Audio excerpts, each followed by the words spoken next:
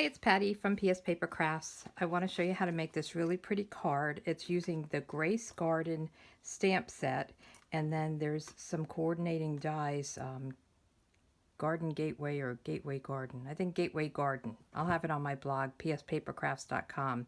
And it's really pretty. I'm also using this paper, is actually from the Snowflake Splendor series. There's a lot of different papers in there with snowflakes, but then the other side, it's kind of just I don't know, a water wash kind of look. So I thought that was pretty. And there's some Highland Heather in the paper. So I thought, well, I'll just back it with Highland Heather, and I'll put just a little layer behind it. So let's get started. I'm doing a lot of coloring and die cutting. So I'll do my stamping and coloring, and then I'll step away to do the die cutting. But aren't these pretty? You can actually cut this, you know, with a scissor and make the skate open. I did the flowers, the roses around it. I had to do a few of them. I'm going to do 4 and then cut it up to make it go all the way around. But it's got the cute little cat and bird, and there are the dies for that. And just really pretty flowers. I mean, I think just it's beautiful. I love it. So let's get started. Let me get my piece of scrap, because the first thing I want to do is stamp, and I want to make sure I have the right inside. So I think this goes here. I don't want to lose my pieces. Yeah, my inside piece is a little bit different, so I just want to keep that aside. So let's get our stamping done. I have my stamps mounted. I'm going to stamp everything in black memento ink, and then I'll color and I'll cut out. So I want one of these, and that's this one here. I need 4 of the roses, and I'm coloring them with the Stampin' Blend, so that's where you want to make sure you're using the black memento.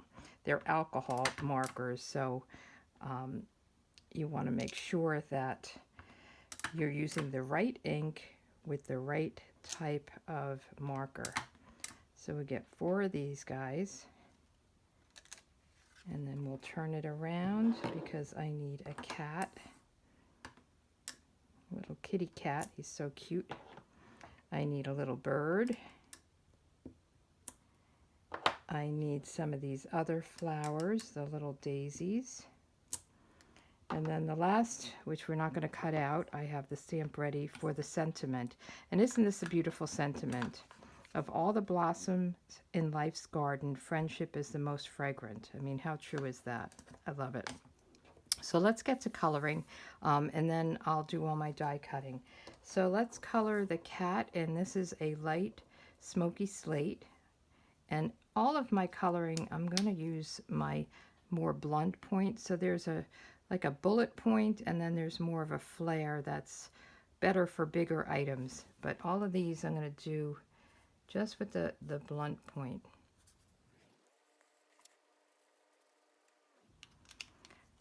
I'm going to do the bird in the dark Daffodil Delight.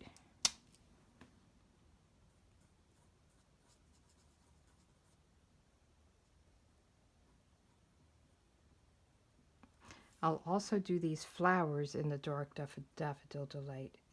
And when you're doing a small place like this, I sometimes will just dot. I don't even color. I just dot everything.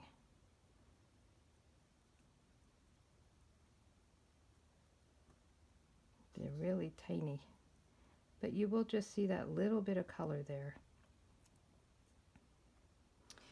And let me do the leaves. Now the leaves, I'm just going to do all of them, and I'm using the dark Granny Apple Green. I love this color. It's one of my favorite colors, so this is a good one to use.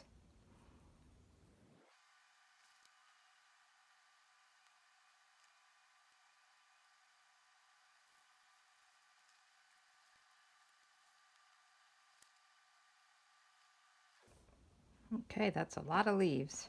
So now I'll do this flower. I'm not sure what flower it is.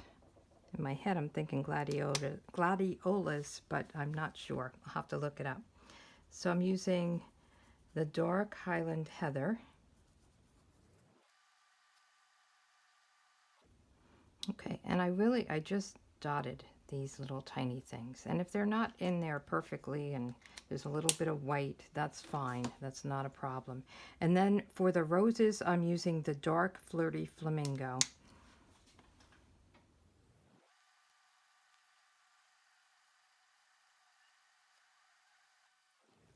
Okay, we're all done with the coloring. So the next thing I want to do is cut my pieces. So I'm going to cut this piece with a piece of Whisper White, and I'm going to have to run a few different times through my emboss and cut machine. So this will go right over this, and it fits very snugly, which is nice. So I'll have to do that 4 times. I have my little cat, so I'll put him, and the bird. So I love that they have all of these. I didn't notice the bird at first, and I thought, oh, I'm going to have to hand cut him. And then I saw there was a die, and we have this little bunch of flowers and this big one. Then there's these other pieces if you wanted to add more flowers, more roses. There's this piece that will cut this, and this piece, it looks like a dog bone, will cut this. And then you just have some kind of leafy branches. So you can really add a lot to this. So let me step away, do my cutting, and I'll be right back. Okay, so I have all my pieces cut, and I have to tell you, this cuts out beautifully. It really is, everything just fell out.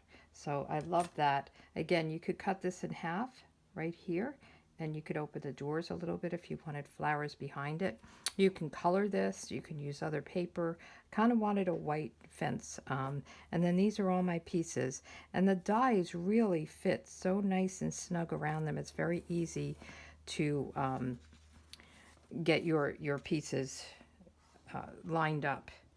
So the next thing we want to do is, and see this, there's just that little bit of purple in there, so I like that. Some of it will get covered. So I'm not going to stick this down yet, but I want to get the placement for my sentiment. Now it's a little bit tight. I am going to stamp it while this piece is laying over it. So let's get the black Memento ink again. I just want to put it on scrap paper, just so I don't, I want to make sure that it's inked up. The problem is with doing it this way, if you mess up, you need to use another piece of this paper. So let's just make sure it's nice and dark and everything. Okay, we're going to go with it. If you wanted to, you could trace on your paper very lightly in pencil around so you have an idea of where you want this to go. But I'm just going to go with it. And I don't want to touch anything that shouldn't be touched. So we're going to put it down and hope for the best. There we go. It worked out good. Okay, so now I want to adhere this. Now if you wanted, you could have put an adhesive sheet behind this before you cut it out, and it would be very easy to glue down. But this isn't bad. It's not that narrow. So, and I'm not going to glue every single part, but I want to get around the outside. I'll do this. So some of these, you know, tops of the fence, I'm not really going to worry about. Let me just get a little bit right here. I want to make sure this stays down flat. So some things I put down flat, this, and then the roses themselves. And we want to make sure it's pretty even side to side. Very nice. So the next thing I did was I got my roses and I put them along. So let's get some of these out. And they kind of go one way. They kind of lean one way. But I think when you put them all around, it doesn't matter. See, it kind of like goes that way. So it's perfect for this side. But when you get to the other side, but then you think, well, they're flowers, and flowers grow. I mean, you can cut them and try to make them, you know, look a certain shape. but they always have some little bud or something sticking out. Okay, and then these pieces, I cut them so that they would attach. So I'm going to cut this one right here. And you want to cut it so that you can make it look pretty. You don't want like a sharp edge. So we just want to round it a little bit and make it look like it was supposed to be cut this way. Okay, so we'll put this one here. And then we'll do the same with the other. And then you have these little rose pieces if you wanted to fill in an area. I didn't think about that.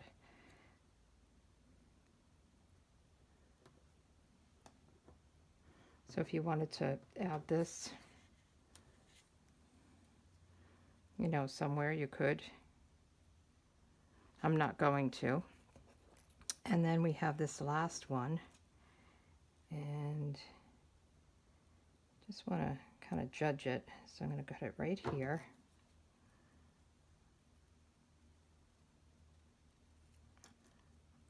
And it's not anything that's precise. You do what you like. If you even want to do this, it would be nice just having them on the side. You don't even have to put this piece on, but I wanted to. I wanted it to go all the way around the trellis. So pretty. I miss my garden in New York. I had a really nice garden for years and years when I was raising my kids, and then the deer happened. I don't know why, but all of a sudden they started coming. I guess there was a lot of building in the area, so they were coming closer and closer to houses. So everything I had planted for years that was growing beautifully, I had nice, big, thick gardens of flowers, and the deer ate them all. So I don't know. Now down in Florida, I have more succulents. I think I'm going to put this on this side. So I love succulents too, but I miss my flowers. I had the black-eyed Susies. My garden was full of them. Oh, I love them. And zinnias, they came back. I had to plant them every year. They're an annual, and they're great for cut flowers for vases. So I just miss them. I'm not real good with roses. I have them down here. I had them up there, but I don't have the right knack. They do grow, but they're not as pretty and full. I'll have to learn about them. I know you have to prune them back a certain way in a certain time. So that goes there, and this one I'm only going to put one on. And you can pick whatever flowers you wanted. Actually, I'm going to put two on. That's what I did. I cut a little piece so that it was stable. So you can just cut these up, or you can use the minis, but I like to just cut them up. Okay, I'll take that off the back. And then this one will go right here. And if it's hanging over, it's okay, because this is going to go on a layer. And then this little bird, I need to cut another one here as well. He's a little guy.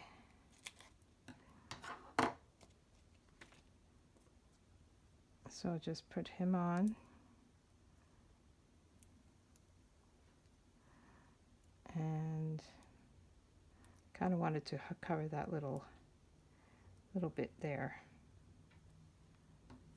And then the cat. I felt like this was needing something, so the cat is waiting to get into the gate.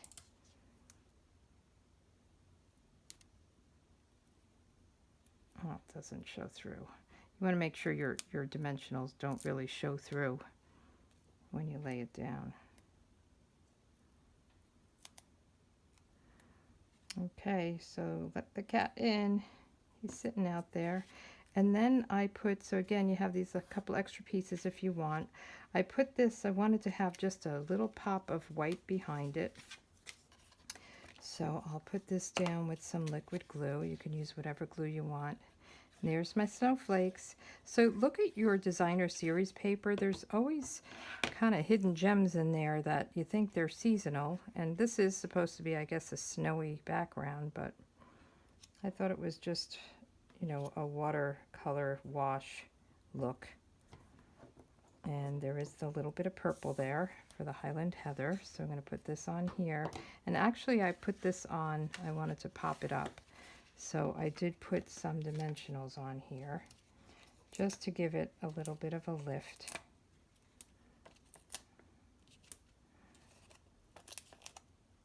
I'm going to run out of them on this sheet, but I'll cut some up. Always cut them up. So I'll do, and put these across the bottom. Use every little bit of this. Don't let any of it go to waste. It's all good stuff. And they actually have the whole full sheets now.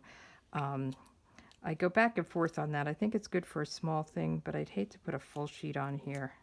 It would really give it nice stability, but I'm a little chintzy with that. I'd rather not use a full sheet, but they are great. And you can actually cut them with your dies. If you wanted to cut out something that lifted up, you could put the adhesive behind it, cut it out, and it will give it a nice lift.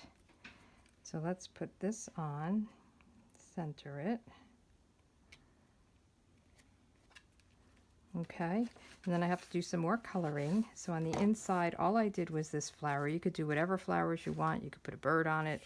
You can put a sentiment on it. I left it blank because I really am not sure what I'll be using this for. So I'll do another stamp of this flower. I think this is my favorite flower with the color.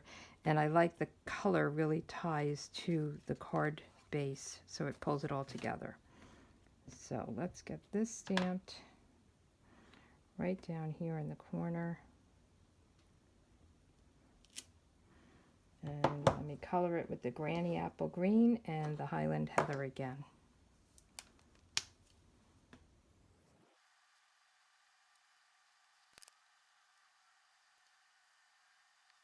Okay. Now sometimes it's hard to tell what's a leaf and what's a flower. Don't get hung up on it because nobody will really know. So just don't even worry about it. So let's put a little bit of glue on the back here. And I just wanted to remind you that the month of September, there's a starter kit kind of sign up special. So if you join Stampin' Up, there's some extra goodies that you get. Joining is a good deal anyway if you're spending a good amount of money each month or occasionally. What happens is for $99 you get $125 worth of product, and then there's a special sign-on you can or special bonus with card kits. There's all kinds of pieces that go with it. You get free shipping, and then after that your orders you get 20% off. So let me know if you're interested. I can get you all the details. It's really a good deal. I mean, it really is a good deal anyway, and there's no pressure. You don't have to sell and make videos and things like that. You can just enjoy the discount, do your hobby, maybe do it with some friends. It's really pretty easy, and it's a non-pressure kind of business. So if you're interested, let me know. So these are the cards. I think they're really pretty. I love this stamp set. It's a lot of different pieces, but it really pulls together nice. So thanks for joining, and I'll see you again. Bye.